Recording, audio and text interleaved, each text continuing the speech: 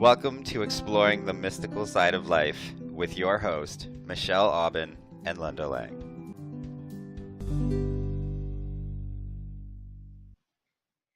Welcome to Exploring the Mystical Side of Life. I am Michelle Aubin here with my co-host Linda Lang. Hello, Linda. Hi, Michelle.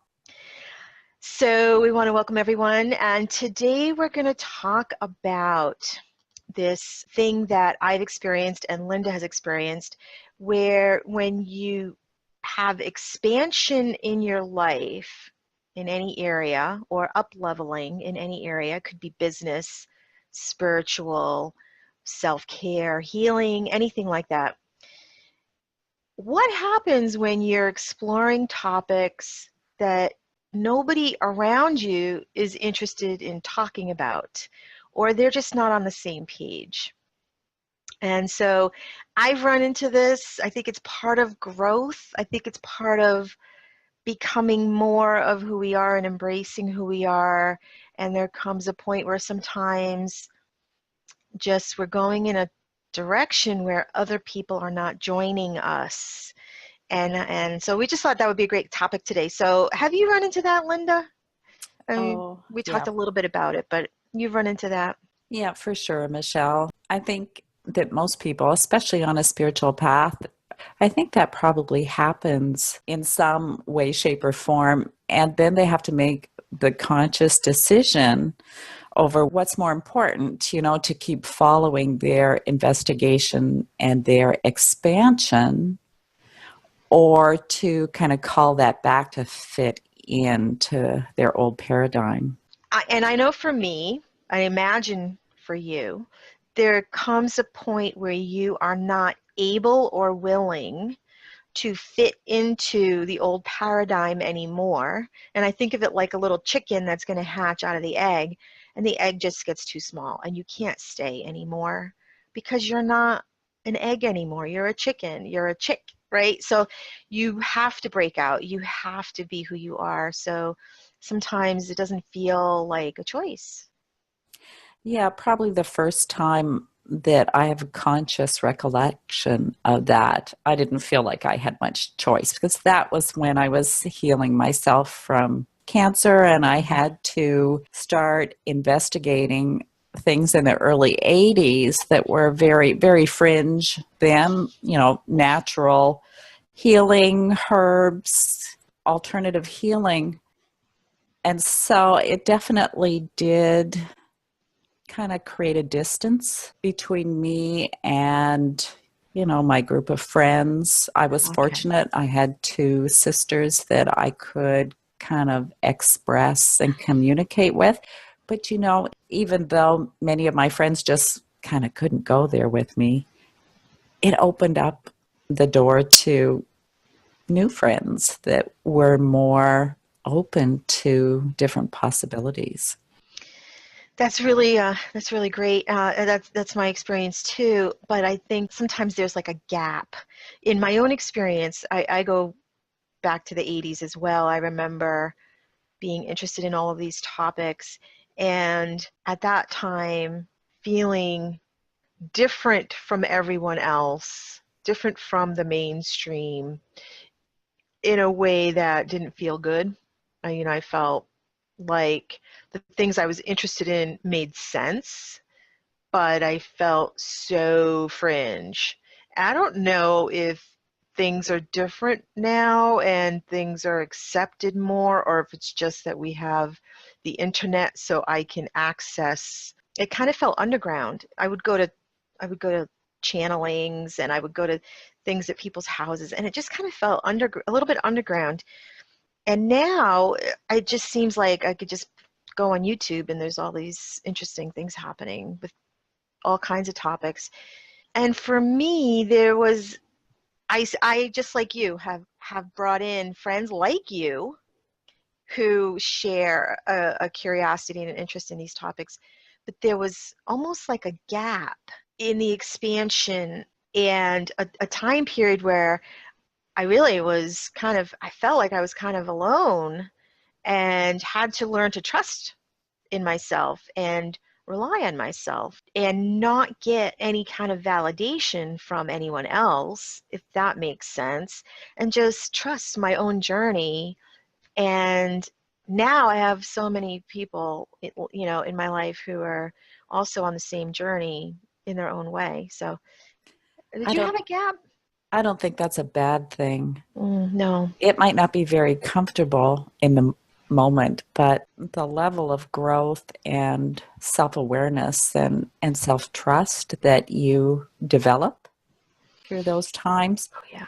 I think it's really worth it and helps keep you aligned with your path and also with that kind of people that really have more in common with you that you want to share and develop relationships with. So I probably had kind of like my work life, my more kind of normal acquaintances.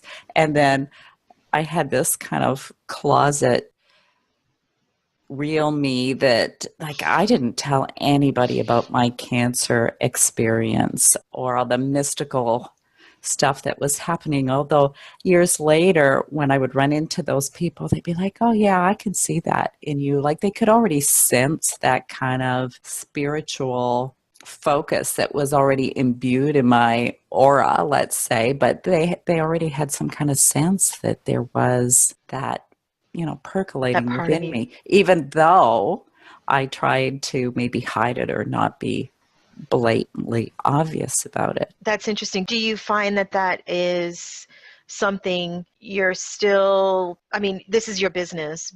You're a business person who's oriented spiritually, but do you not try to be blatant in your personal life? Do you have areas of your life where you're navigating that?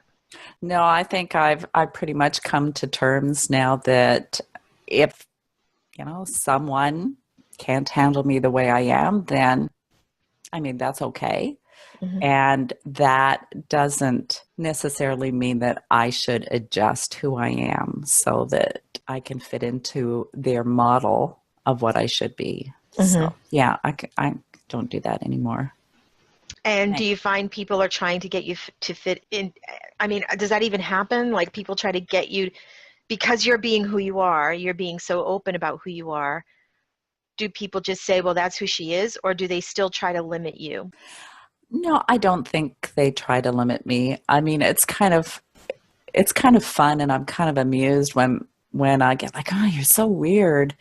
But, to me, weird is okay. It doesn't mean that I'm some awful person. I maybe not exactly the stereotype, but chances are I'm having a whole lot more fun, right? Well, this idea of, oh, you're so weird, I would say even a few years ago, I was worried about looking weird to people. Maybe even up to 10 years ago, 5 years ago. And then I had kind of a spiritual breakthrough. And I realized I am here to be that person who is weird. And I always have been. And that is my role. And when I realized that I'm not here to fit in, I'm not here to be kind of going along with the mainstream. I'm here to be the one who brings up the weird topics or expand people's ideas about what's possible. And I accepted that about myself. And it feels like it was late in life. It was in my 40s, right? But I just relaxed. I was like, you're here to be the weird one. You're always the one talking about holistic methods. You're always the one talking about interplanetary, interdimensional, timeline travel, science fiction. Like, I'm always that person. So if someone laughs at me, I don't feel bad at all. I just continue to explore why they think it's funny. Well, it quite often it's just their own limiting beliefs of what's Yeah. acceptable, and it really doesn't have anything to do with the person that judgment is against, really. Or with the validity of the topic, because I think there was a part of that too. Like if I was talking about something, and people would go, "Oh, that topic." And I would go, "Yeah." I mean, I would kind of shrink back, and now I go, "Yeah, let's talk about timelines. Let's talk about." We were all hanging out with my father, who's in his 70s, and we were talking about multidimensional realities, and I'm not sure kind of what he really thinks of it, but he joined in, and we were all like, I was like, "Yeah, Dad, what do you think? What if this and what if that?" And it just was kind of fun, and he played along, and I took on that role. I'm the one to introduce this topic. That's fantastic, actually, you could have a conversation and make it fun. Yeah. Yeah. With someone who might not have been even thinking that was possible. So good work. Well, thanks. Yeah. The trick to making it fun, I have learned, is to not be worried about what people think about me, and also not be invested in changing anyone's mind. So having no agenda. Yeah. You can't really argue beliefs. No. That, beliefs are just something that people have, and they're the only ones that can change them. Yeah. Really. That's not the purpose, but I find it fun talking about ideas, so that's what we do. Exploring the mystical side of life. Exactly. That whole conversation that you had just reminded me so much of that dream I had a couple years ago, where twice in that dream I was told that I wasn't standing in the right place. Mm-hmm. And that's actually what happens when you start, adapting your behavior to be more, let's say, meeting the obligations of the people around you and not being true to your own self-expression. You do start to shift, who you are in the world and how the world sees you. And you are here for a purpose. Yeah. So who's going to do your purpose if you're too busy trying to fit in? I think there's a quote by Oscar Wilde, and it's something along the lines of, I'm not going to try to be anyone other than who I am, because everyone else is taken. I'm sure it's worded a little bit differently, but the gist of it, I think that's a great quote. Everyone else is taken. I think that's perfect. For sure. Yeah. So if we kind of steer back to the topic, for anyone that's kind of back there in that state of feeling a little bit maybe separate or segregated from their old circle, that are going through some kind of expansion or just self-discovery, spirituality, just taking their life in a different tangent. I'm wondering, Michelle, if you have any recommendations or tips that might kind of help them to get through that period. Well, we live in an amazing time with social media and the internet, and I met you online, and I don't know the exact way that we met, but we chatted. We had a phone chat, and we got to know each other as friends. So I think that there are groups people can join to get that feeling of community. I know there are people I follow on YouTube, and I may never meet them, but they discuss topics that are dear to my heart and help me feel that there's some community in sort of the energetics of it, even though I may never meet them. So those have sustained me in a really great way, and then that allows me to be with other people who aren't exploring those topics. Have the resources to engage in those relationships fully in the way that those relationships call for that. So I love that we live in a time where we can commune with each other. Does that make sense? Ah, yeah, Yeah. of course it does. I think the one thing that I would say is that although no man is an island, that sometimes it's really healthy to cocoon True.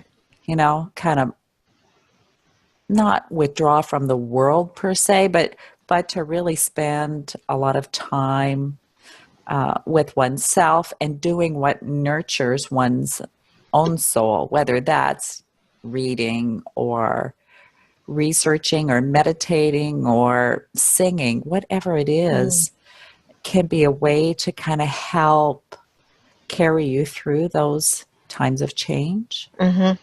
Yeah. Mm-hmm. And I know it comes up for people, like, not just in the spiritual realm, but even entrepreneurs talk about this idea of there's a mindset and a worldview that a lot of entrepreneurs have that family members may not understand, because it is a different way of looking at the world and looking at generating income. And it could be any topic. It could be, any topic that you're just moving into a, a, a more positive mindset or a more positive way of experiencing life.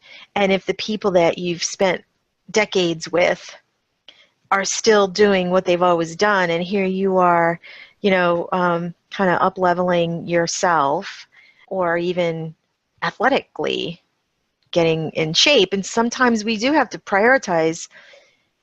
If the people around me are not going to eat better and get in shape, I'm still going to do that for myself. Like, it's a form of cocooning, like you said. Prioritizing feeling better, prioritizing honoring that part of yourself. So ultimately, we're all just here to express who we are and our essence.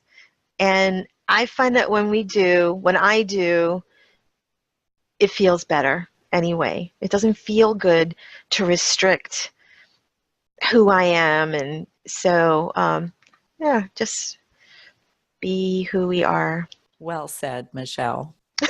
Thanks, Well Linda. said. Well said. Good self expression. So we've enjoyed having you join us today, and we look forward to next time. Bye for now. Bye for now.